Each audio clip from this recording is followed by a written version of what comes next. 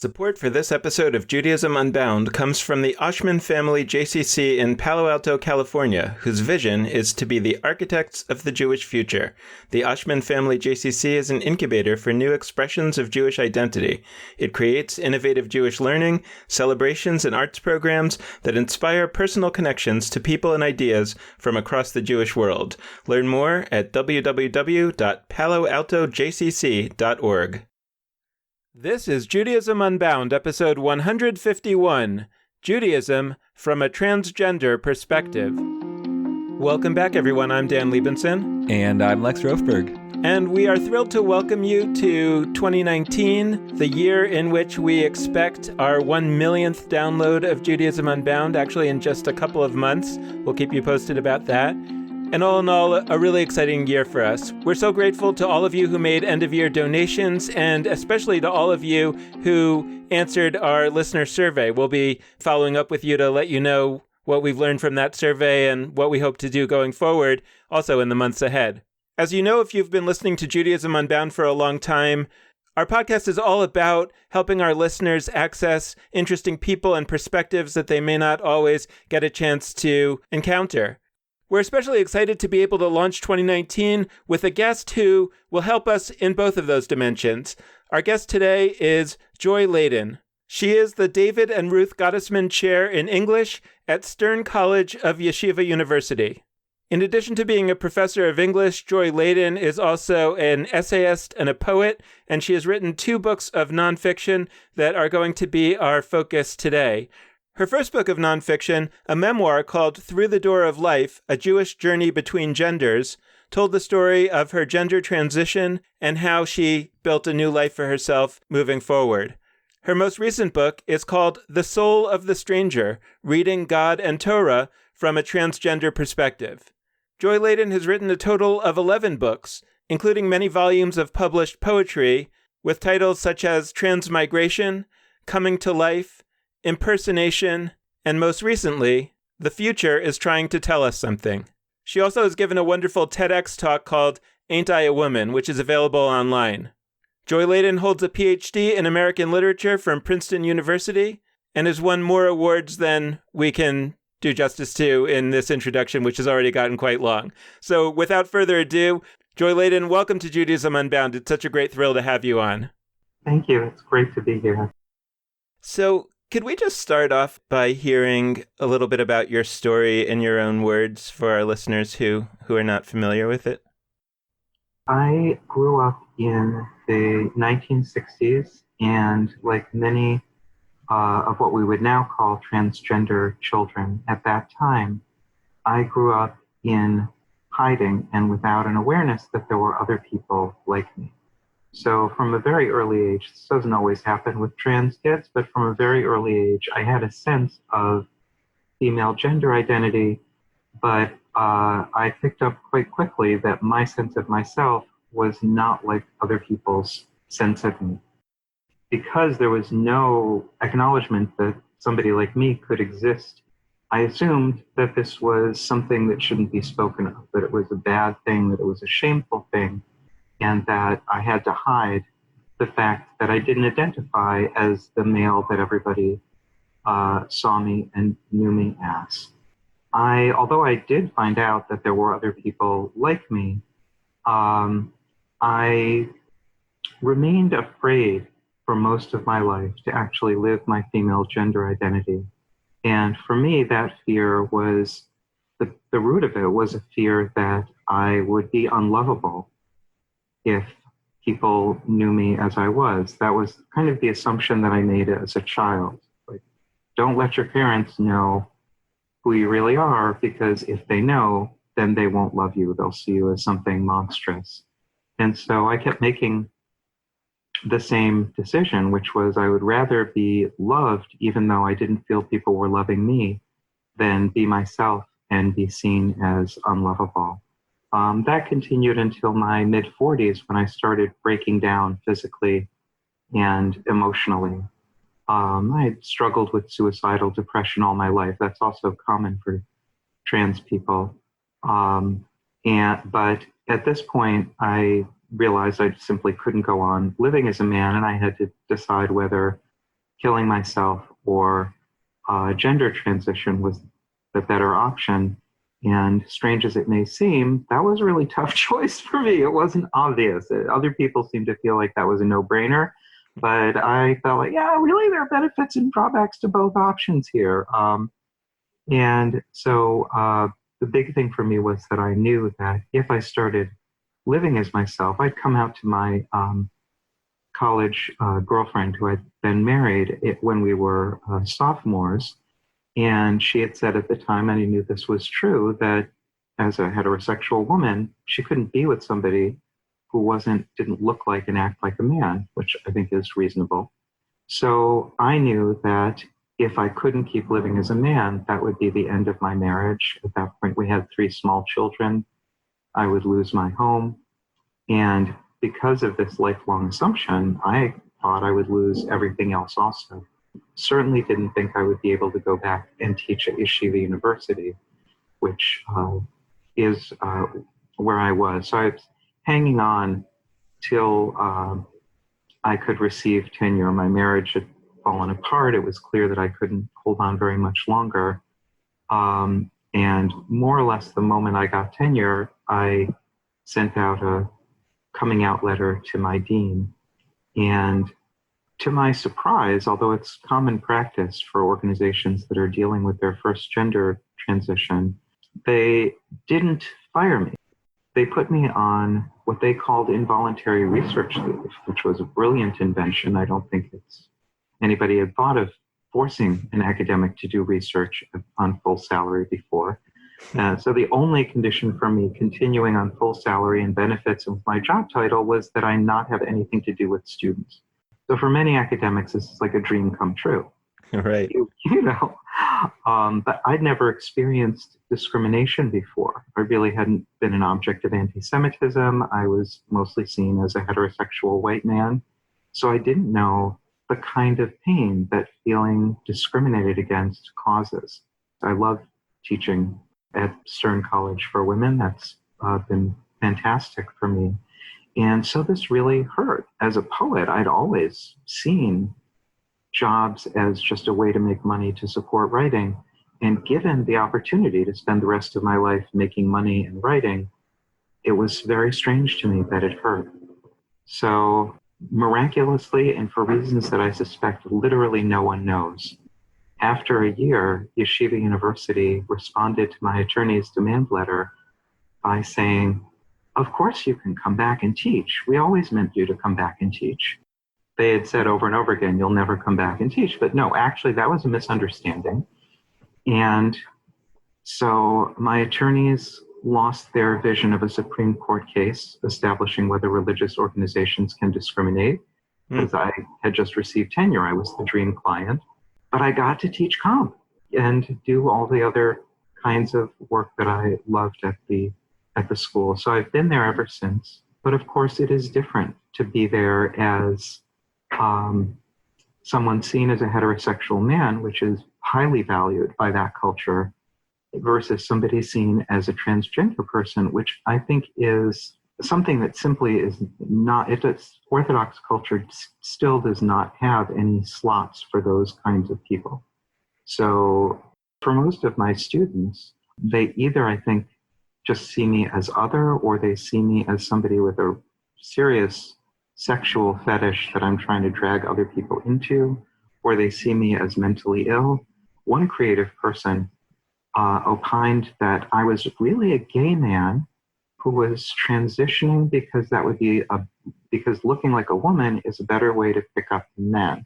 So this person doesn't understand gay men either, but it's a great example, like in that culture, it's a very homophobic yeshiva culture for obvious reasons. If you've got men with these intense relationships, that's something you need to be thinking about. So he was trying to use that category to understand me. And that's just what people do. We take the templates that our cultures offer us, and we try to understand the messiness of humanity, including our own messiness that presents in terms of those categories, which are always like, they have limitations. As I said, I think the queer cultures also have limitations in their understanding of somebody like me, and particularly religious queer people often feel like, well, when I go to a queer conference, some parts of me are understood and other parts of me are looked down on.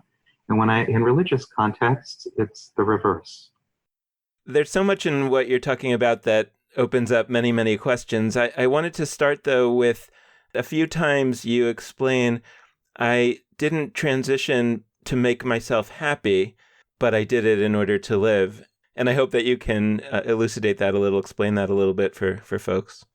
Yes. As you know, I said in the memoir and in the book that I just published that when my best friend suggested my name should be Joy, I just laughed in her face because I was so miserable. This is like a bad joke to name to say, hi, I'm the most miserable person you've met. My name is Joy.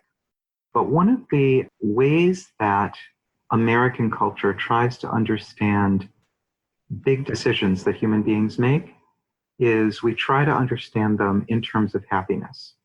Individual happiness is one of the highest values in the culture. We hold individuals responsible for their level of happiness. We judge and we expect them to judge their success, like have they made the right decisions in terms of whether or not they're happy. Are you happy in your job? Not is your job enabling you to contribute to the world in important and meaningful ways, but are you happy? I'm not saying these are bad questions, but that's often a way that people think about gender transition and trans identities. Why would you make a decision that changes everything in your life? Why would you do that if it's not going to make you happy?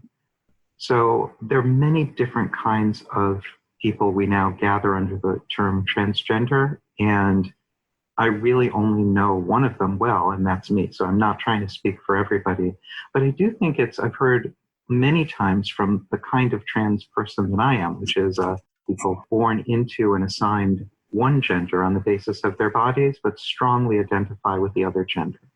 Many of us hold off on gender transition until it's a matter of life or death.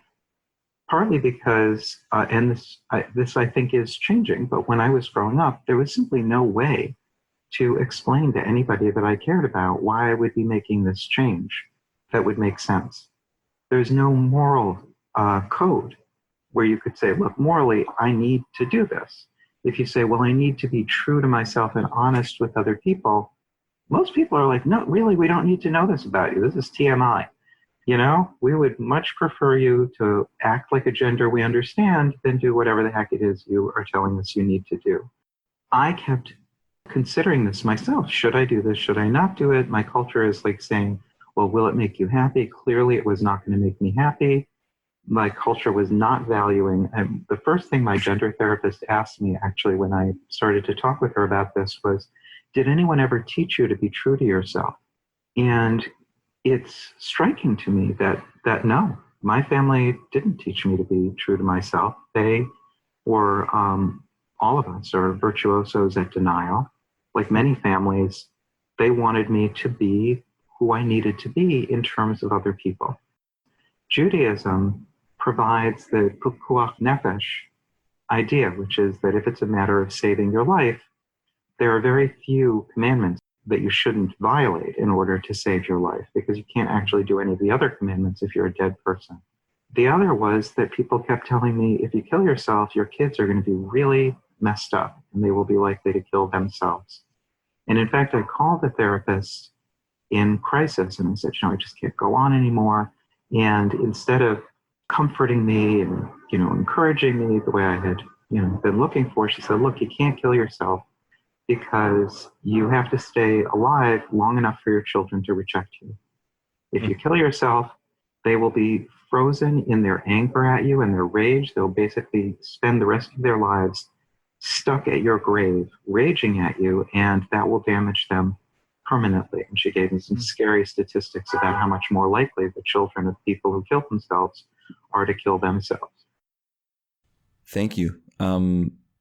It's really important to start this next question by saying that because we can't avoid the topic of suicide in conversations like this. It looms very large, and we avoid it at our own societal perils. So thank you.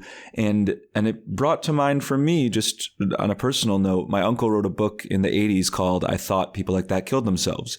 And at the time he was writing about gay men's experience, and he himself was a cisgender gay man. But and it's not that the issues are exactly the same, but they do relate to one another when we talk about suicide and how it affects both communities of folks who are transgender and folks who are gay or lesbian or bisexual. So thank you.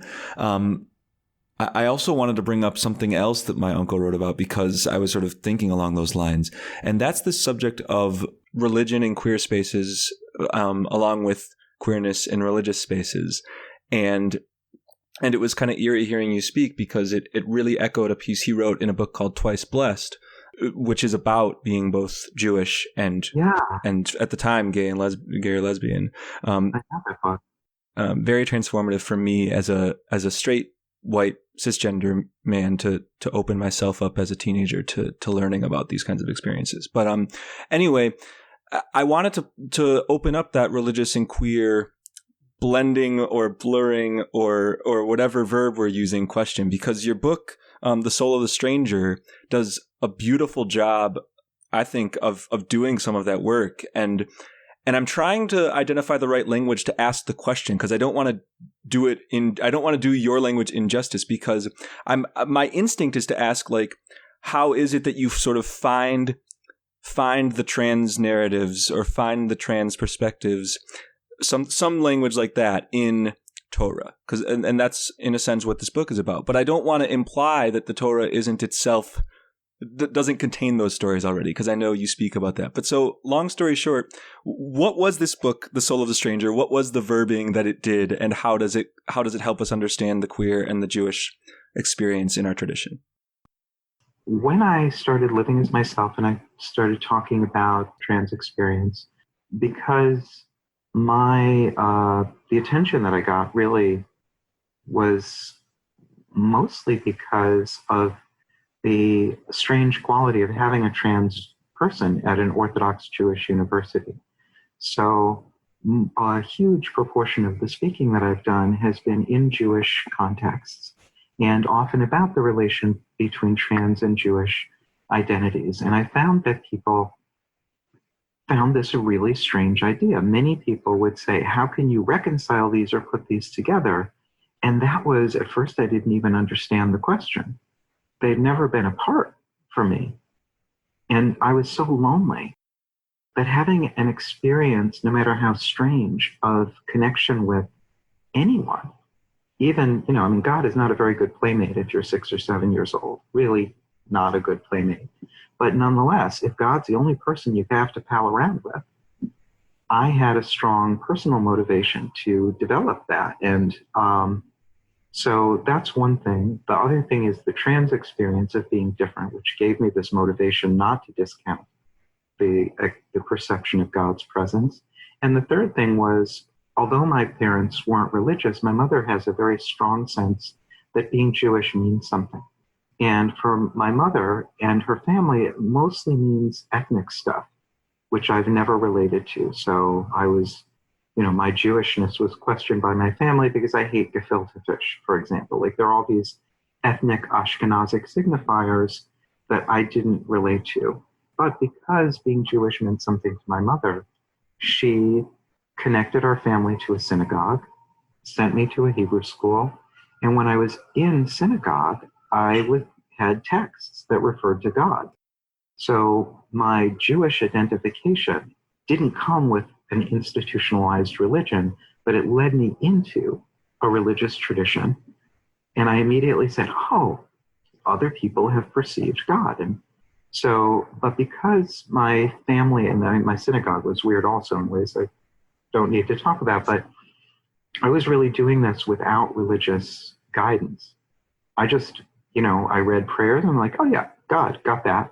And I read the Torah and I immediately thought, wow, fantastic. There's a book about people like me that is all about a character who, like me, doesn't have a body to make them visible and intelligible to the people that they want to have relationships with and that they love. And as a young child, I think, we are blessed with boundless narcissism. So it never occurred to me to say, you can't analogize yourself to God. As I mentioned in the book, it's a good thing that Moses Maimonides wasn't hanging around my synagogue and warning me against the kind of naive identification that I was making. So I carried that sense that these things all go together, this human spiritual capacity to perceive God, or different cultures name this stuff in different ways. For me, that was God, the Jewish tradition that offered stories and texts that helped me give shape to this and see what other people made of God.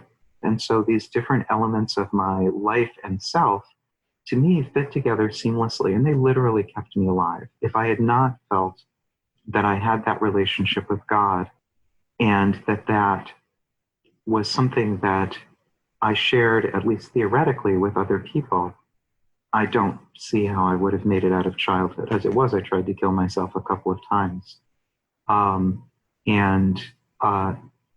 So I would read these passages and I would see God, and I would relate to the difficulties God was having in relating to human beings. I think many other people come from religious traditions that are like, God's good at everything. God's great at everything. And so it's very puzzling when you read the Torah and you see God just screwing up or not being able to communicate clearly, or decreeing things that don't happen. These create huge theological problems. And to me, those were not theological problems. I also didn't struggle with the idea that God was, all good and that everything God did was good, because I knew that the way that I had been created, I did feel created by God. That was a really incredible feeling. I was so different from people that I was pretty sure I was handmade. There was no assembly line rolling off people like me. But I was made in a way that was excruciatingly painful. And that was part of the package. If I wanted to feel created by God, I had to accept that I was created in ways that hurt and that were difficult and that involved suffering. And so I didn't have this ideology of an all good, all everything God. And a series of unlikely events meant that I had a sabbatical, and I was invited by the Hadassah Brandeis Institute to submit a research fellowship application, and that requires you to submit a book proposal. I had no book in mind, but I thought, got to come up with something. Well, what have I been writing about lately? All this, stuff about Torah and God. All right, so I threw together a book proposal. I had no idea what I was really doing with that. And then I got a phone call from the National Endowment for the Arts telling me that I had been awarded a writing fellowship. And I thought that was great, because my poetry had never been recognized with any award or anything. And I was quite surprised to realize that wasn't what I was being awarded for. It was actually a creative nonfiction award, and I didn't even remember applying for that. I literally blanked. I think I just, how sometimes when you're a writer, stuff comes into your inbox, you're like, oh yeah, I should do something like that, and then you just forget about it. So I had forgotten that I had applied. I wouldn't have noticed if I didn't get it. And so I got the Hadassah Brandeis Award. I got the NEA grant. So clearly I had to be writing a book of nonfiction. Because of the NEA, it couldn't be an academic book. It had to be creative nonfiction. I had told Hadassah Brandeis I was doing an academic book, and so that all of those things came together. I was like, okay, I've got to write this book, and it can't just be an academic book. And so I'll draw on the stuff that I've read, and it'll be about reading Torah from a transgender perspective. That should be easy for me, because I've always read the Torah from a transgender perspective. So this was a really evolving process, and my orientation, starting with the academic proposal to Hadassah Brandeis Institute, was really problematic, because one of the lovely things about academic writing is you armor yourself, you hide yourself behind quotations from other people. You don't have to say, well, I relate to God as a living presence. You say, as so-and-so and so-and-so have said, people often relate to God as a living presence, and this is, So I tried to do that, but it was a mess. And Rabbi Burton Vysotsky, who teaches at the Jewish Theological Seminary, he was the one who had been encouraging me to write a book like this. And I asked him, how do you think I should write it? And he said, write it so that the widest possible audience can read it. And when I went back to that, I was like, oh no, the widest possible audience means that I can't use all of the devices academics use to protect ourselves, to pretend we're not saying what we're saying, we're ventriloquizing through other sources. If I wanted to write to as many people as possible, I had to strip all that away and try to tell the truth in the most direct way that I could. And I had to find the aspects of my truth, because I'm the only person that I really know about this. And I had to try to ferret out the parts of my experience that also related to other readers of biblical texts' experience, other trans people's experience, but I couldn't base that claim of commonality on what anybody else had said. The sense of differentness that made it easy for me to read the Torah and relate to God made it really, really hard and scary to say, yeah, this thing I think is something that I have in common with other people. So as I rewrote the book, I was really revising my whole life and my whole understanding of myself. And that's why the book ends up in a place of, I hadn't thought of this before, but realizing that critiquing my own childhood ideas of distinctiveness in my relationship with God. And I had to realize that, yeah, actually when we're relating to God, the differences that seem so big to us, they certainly define my whole life, that sense of difference, they're nothing. I'm particularly struck by, at least in my reading of your book, of your memoir and this book about reading the Torah, you act as kind of a mediator for, I think, many of us who are not trans to understand God in a better way, in a different way, because we do have friends and loved ones who are trans and can sort of make that leap in an easier way because you've built that bridge for us. And I was struck by the moment in your memoir when you are kind of raging at God and you say, you don't know what it is to be rejected by your children. And then you pause for a minute, say, oh, yeah, now I actually get it. Right. And specifically for me, the other part that really struck me was in the Soul of the Stranger, when you're talking about God and you talk about how in Jewish tradition, we're very comfortable with the idea that, yes, of course, God is not a physical being like we usually are, but nevertheless, we'll use gendered language to talk about God, and we'll have various metaphors and images of God that are human. And we understand that we have to do that because we are human, and it's the only way that we can access God. And you sort of present that as a version of what's been happening to trans people throughout history. And that in some ways we're doing a terrible injustice to God by not allowing God to be who God is. And you talk about how it's actually not fair of humans to not accept God's own understanding of God's self. So I'd love to hear a little bit more from you about how you think your experience and your perspective really does, for you, shape an understanding of God that's deeper than perhaps is available to many others, and then how you sort of try to translate that for those of us who haven't had the experiences that you've had. So like many trans people, my hunch is most trans people, but I've never done a survey, but I think it's a common thing for trans people to say, wow, the people that I love and am relating to can't really understand me, because the culture, the language, the categories that we have available for ways of understanding people, the roles that are based on gender and assumptions about it, they just don't work for someone like me. I think it does feel unfair. Why isn't society set up to understand me? I think, that would be lovely if cultures were in fact individually tailored to the needs of individual people. As a trans person, I felt peculiarly poorly served by my culture, and that I was always having to choose between being in relation to people and being who I was, which would render me incomprehensible. So those were in tension with each other. And it was constant trade-offs.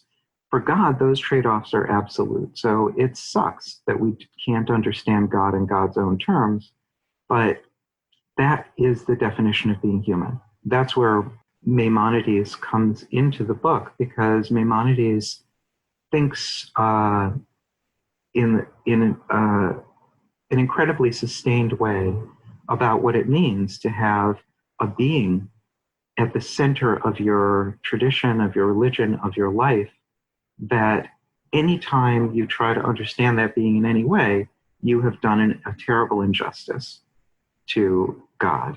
So Maimonides, I think, pushes that as far as it can go.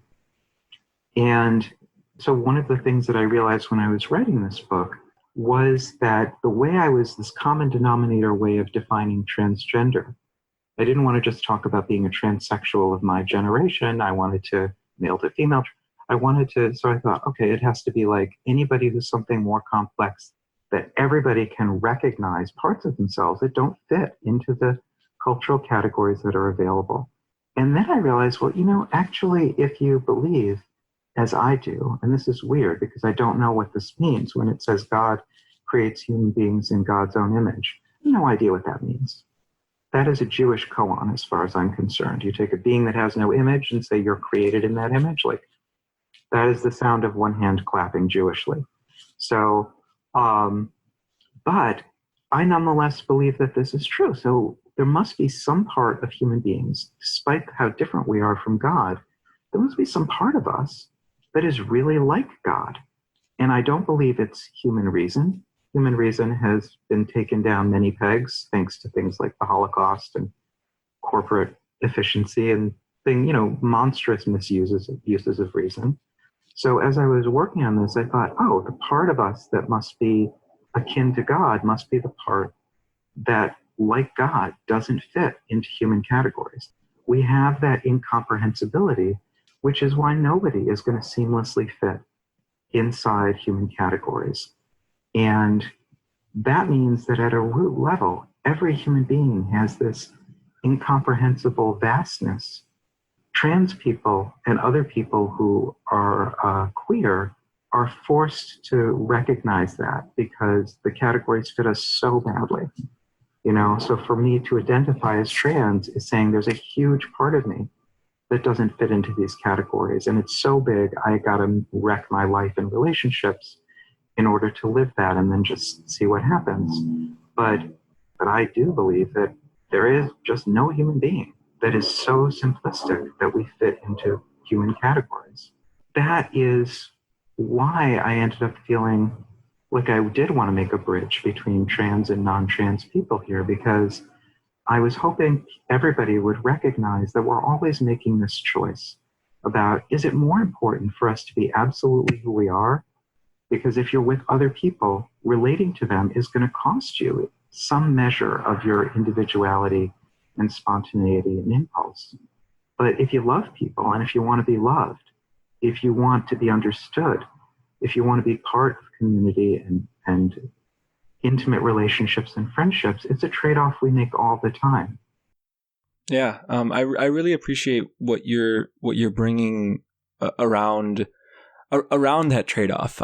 It's a defining trade-off that I think about a lot, the individual identity and the belonging in a group. I think that it's a huge Jewish, ironically enough, binary individual group, but it's one that comes up all over. And when I reflect about myself, I actually have come to think maybe, and like you said, I only know me. I don't know anybody else really fully, but for me, it feels that I have a striving towards that unique individualness that sometimes clouds out my striving for the belonging in a group.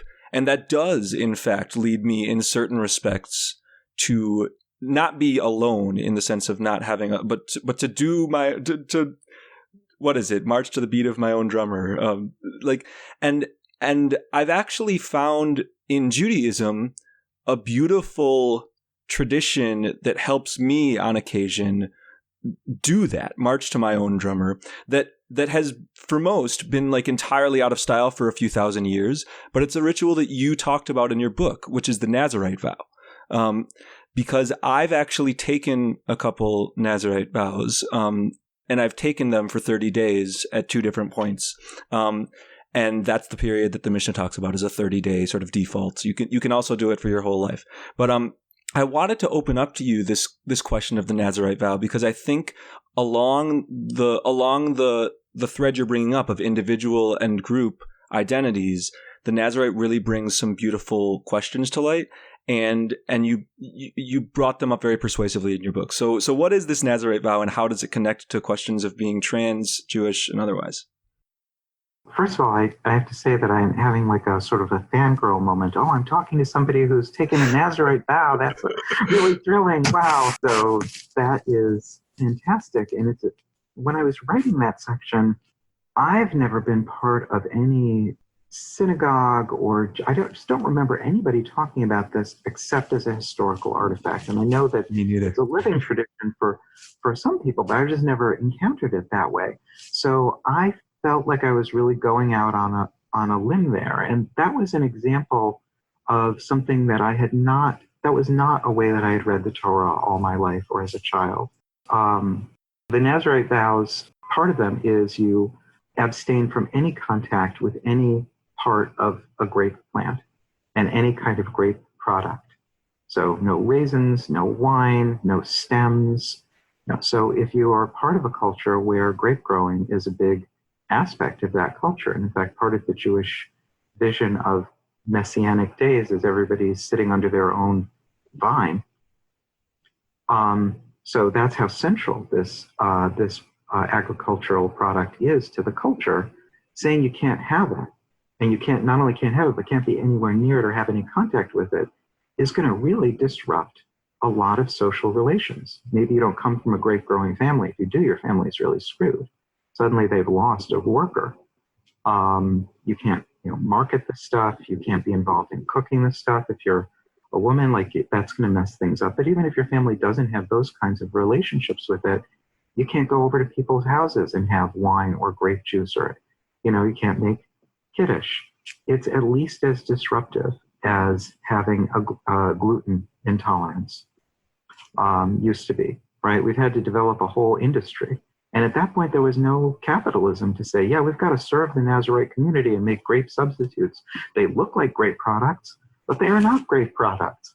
So these vows are designed to say this is an individual who is putting their personal relationship with God, whatever that might be. It's completely not spelled out in the Nazirite vow. Could be different for every single Nazirite. But they're saying it's more important for me to relate to God than it is for me to relate to human beings. I thought, that sounds a lot like what I was seen as saying by, say, my wife, when I said I need to live my female gender identity. And she said, you're willing to disrupt our entire lives in order to do what you call being true to yourself. And she wasn't wrong. That is what I was doing. I understood it in a different way than she did. But that's also what I think Nazirites would have been doing. It is terrible Nazirites are prohibited from having any contact with dead bodies or participating in funeral rites. So if a member of your family dies and you say, I'm sorry, my relationship with God, my vow to God, makes it impossible for me to do any of the human things. I love you dearly, but I'm not going to help bury you.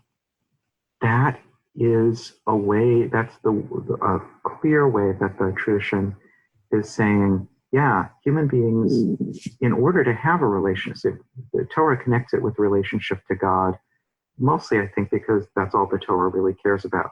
When it comes to human beings, the Torah is most interested in how whatever we do affects our relationship with God. So I think the Torah, there is a value for honesty, but it's in the context of relationship with God. God commands you to have equal weights and measures.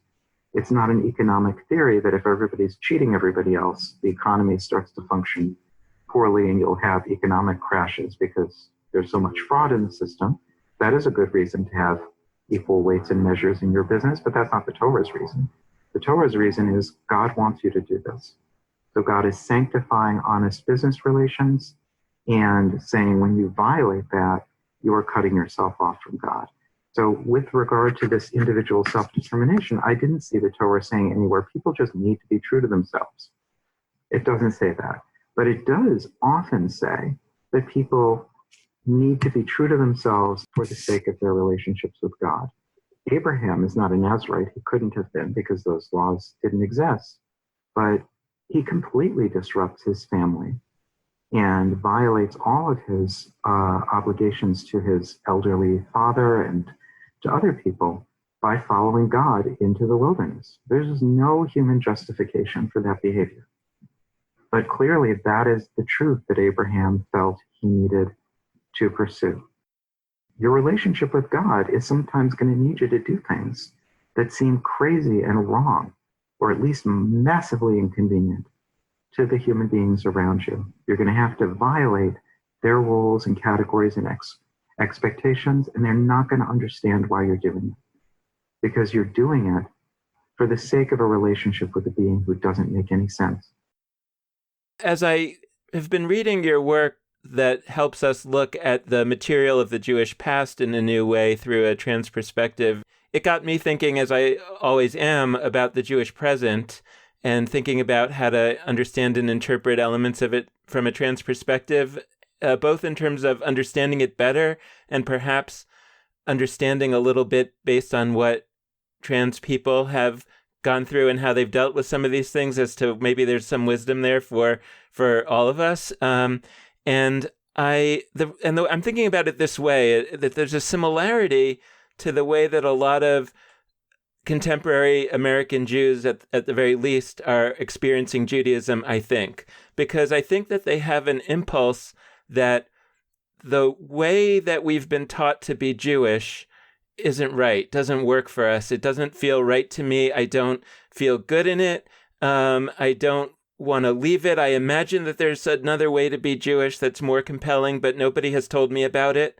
And that the truth is that we're sort of experiencing the same kind of pain and confusion that comes out of knowing that our present circumstance is not right, but we don't really know what it looks like on the other side. And I'm just sort of wondering if there are ways in which if there are ways in which you see that as right, and that you've sort of experienced elements of that yourself, but whether you have or you haven't, what wisdom is there in your experience and the trans experience to think about Judaism itself as being perhaps in a time of transition and struggling and not knowing what you're supposed to do in that kind of situation?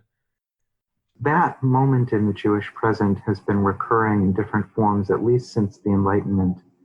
But I have a feeling, if you look at the post-temple days, there are various points where you can see lots of Jews saying, this isn't working anymore. But there is a way that American Jews now, and for some time, I think, have thought about things in exactly the people who care. So for my family, like my father was not interested enough in Jewishness to care whether or not it made sense to him or fit. Like there was weird things he would do every so often, and it made his wife happy, and it didn't bother him that much. So during a Seder, he would wear his kippah at an extreme angle. At any moment, that kippah might fall off. So you better read the Seder very quickly. Because if the kippah falls off, I don't know. To me, that was a symbol, like everything was over. So that was his relation. But for people, there are many people who have said to me and clearly expressed that the form of Judaism they've been given, have been told is theirs. They've been told, you're a Jew. And they say, I'm a Jew. That means I must be able to understand and express myself in terms of whatever being a Jew means. And then they look at what being a Jew means in their local context and like, that's funny. This isn't meeting my needs at all. So, for example, there are many forms of Judaism that do a terrible job of addressing individual suffering. And I think that that's one reason that a lot of the best American Buddhists are Jews. There was a 19th century rabbi I've been quoting for years, but I have no idea what the name of this rabbi is.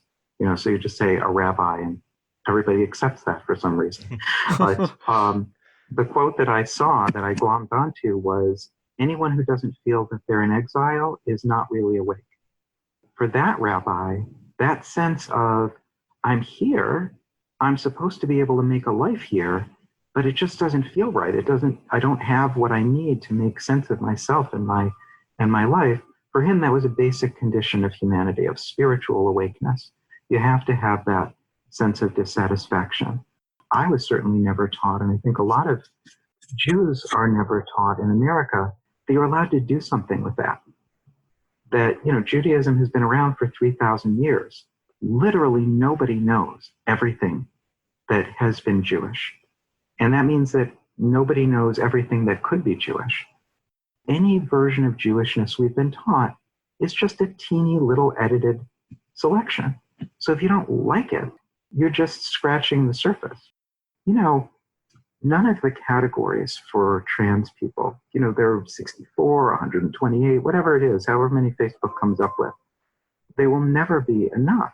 So maybe what we will all end up with is, we'll have nouns, but it'll be like, if you really want to know about me and my gender, you need to sit still while I tell you a story.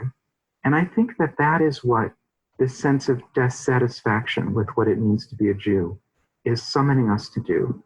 It's saying, you should be dissatisfied because whatever you're thinking of as Jewish right now, it's just a moment in your story. And it's not just your story. Jewishness, Jewish civilization, Judaism as a spiritual practice, Jews as a people, Jews as an essential part of the spiritual DNA of humanity. We need your dissatisfaction to keep leading you from one point to another, because it is your dissatisfaction that gives meaning to these different forms of Jewishness. Whoa.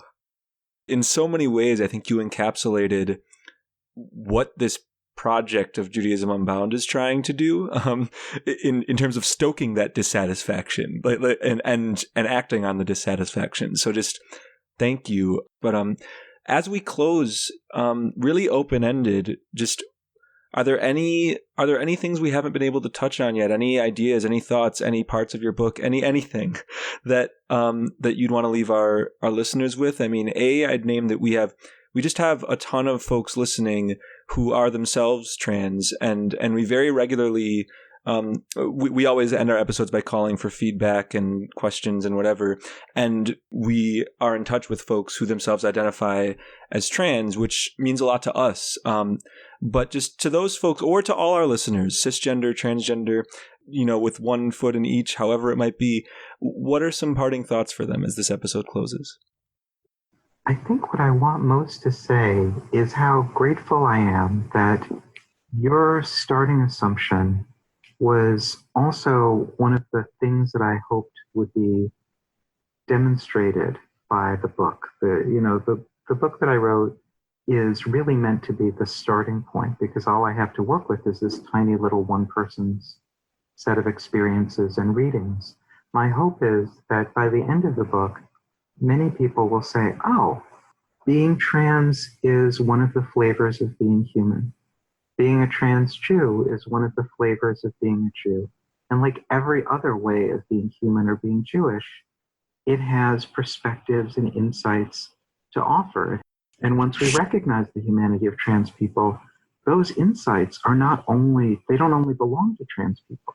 Because we recognize you as human, that means your insights are actually available to us, as long as we're willing to stretch our definition of humanity so that we don't other you. We get to have the benefit of whatever trans experience offers, as Jews, as religious people, as human beings. And I feel like that was your premise from the beginning of this conversation, and I'm deeply grateful for that. Thank you so much, Troy Ladin, for joining us. It's been a great conversation. Thank you.